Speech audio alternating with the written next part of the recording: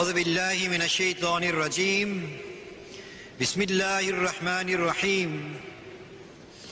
الحمد لله رب العالمين، والصلاة والسلام على أشرف المرسلين سيدنا ونبينا محمد وعلى آله وصحبه أجمعين. أشهد أن لا إله إلا الله وحده لا شريك له، وأشهد أن محمدا عبده ورسوله. قال الله تعالى في كتابه المبين: ولا تلبسوا الحق بالباطل وتكتموا الحق وأنتم تعلمون. وقال تعالى: إن الله وملائكته يصلون على النبي يا أيها الذين آمنوا صلوا عليه وسلموا تسليما. اللهم صل على سيدنا محمد وعلى آل سيدنا محمد وأصحابه وبارك وسلم. We welcome you here, one and all, this evening to the Good Hope Centre at the foot of Table Mountain in Cape Town, South Africa. I think at this point in time it might be fitting to introduce the people up on the platform. On my immediate left, we have our Qari, Brother Abdurrahman Sadin. And next to him, also a Qari, Abdul Rashid Brown. And then we have a brother from America who's got a beautiful name. His name is Anwar. Anwar Ishaq. Next to him, no introduction necessary, Mr. Salih Muhammad of the Rosmead Supermarket. And then we have Brother Ahmad Didat, our eminent scholar of the Bible and the Quran. He'll be one of our speakers this evening.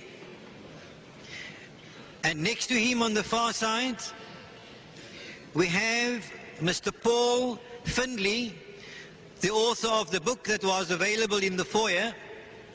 Mr. Paul Findley was a congressman in the United States of America for about 22 years. But you can see he's quite a handsome guy. His wife wouldn't allow him to come to South Africa alone. We welcome you also, Mrs. Findley, seated right in front. May you enjoy the hospitality of Cape Town. Thank you.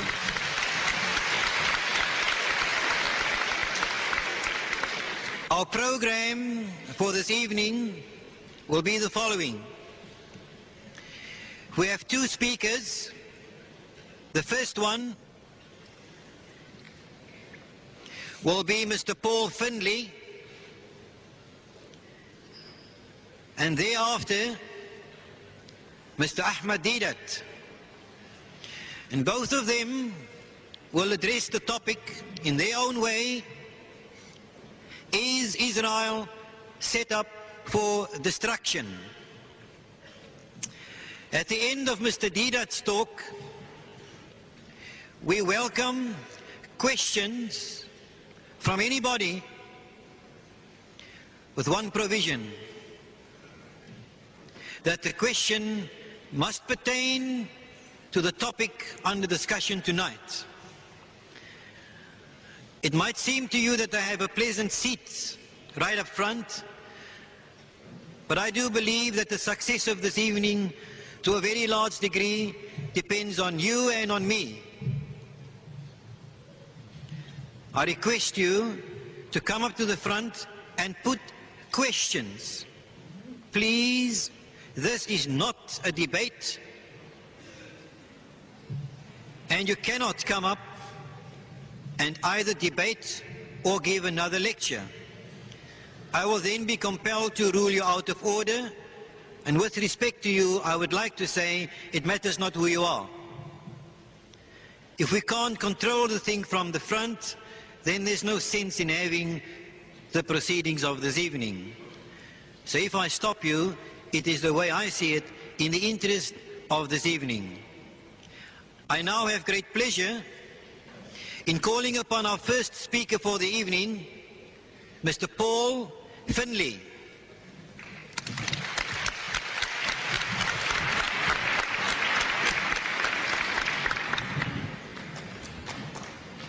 Thank you, Dr. Baker. I began this evening hoping to shake hands and meet personally every one of you, but I didn't get very far. What a wonderful audience here tonight. Now, would those who can hear my words raise your hand so I can see them? Would you raise your hands if you can hear me? I can be heard, I guess, up in the upper balcony too. Is that true? Raise your hand if you can hear me up there. Good. That's reassuring. And while you have your hands up, I'll shake hands with each of you. Thank you very much. Mrs. Findley and I have had a glorious time in South Africa. We've encountered something a little bit unusual, though. Several people have said that we talk funny. Now, here we thought it was South Africans who talk funny. Now, if my talk is so funny that you can't understand it, Dr. D-Dot has promised that he will give you an English language translation of my remarks when I finish. Now, you met Mrs. Findley just a moment ago. She's a very important person, very important to me personally, but also important to you tonight. She's my timekeeper. She makes sure that I don't talk too long. If I begin to talk too long, she raises her left arm up to listen to the watch to make sure it's still running. And then if that doesn't work, she stands up and walks out of the room.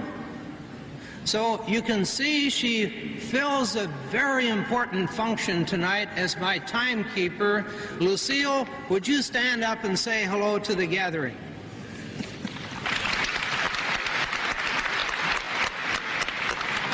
Thank you. Now I also want to thank the Cape Town Argus and the Cape Times. I've been reading about myself in both the Argus and the Times. Maybe some of you saw the same advertising that I saw. They described me in the advertising as Arafat's. Whoops, things are changing here. This is an unrehearsed part of the program. Now, is that better? Can you hear me better now? How about up in the balcony?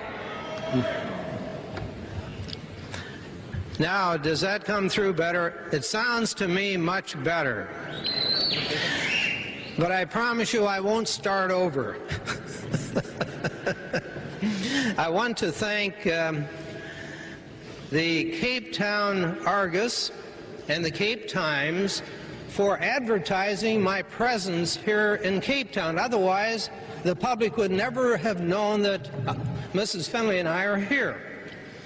Now, in the advertising, they described me and quoted me as saying that I'm Yasser Arafat's only friend in the U.S. Congress. Well, I want you to know that I regard Chairman Yasser Arafat, who is now President Yasser Arafat of the New Palestine, as one of the great political figures of this generation.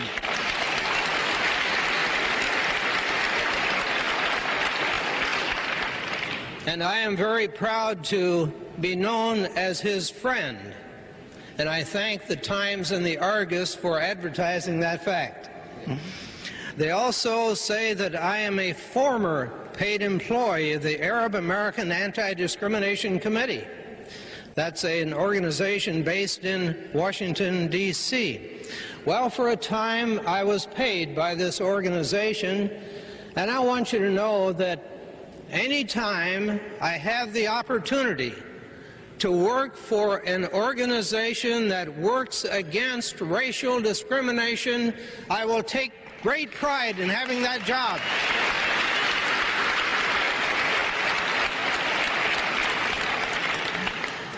And then in big letters, they say ex-Congressman Paul Findley defeated in 1982.